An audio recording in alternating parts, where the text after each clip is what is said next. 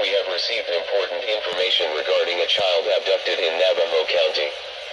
The Holbrook Police Department are looking for Caleb The Smith, total a precipitation from 60-year-old male, 5 foot and 7 inches tall, weighing 110 pounds, with brown hair and brown eyes. low is 67. Last seen at North Sunset. Avenue and West Erie and is believed to be in danger. Authorities say that the child may be in the company of an unidentified older white male, possibly between the ages of 50 and 65 years old with balding hair. They may be traveling in a black 2019 Dodge Charger with Tennessee license plate number 7P71B1.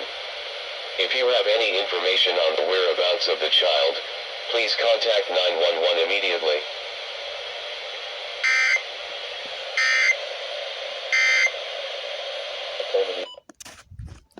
Exhaustion to develop and, without intervention, can lead to heat stroke.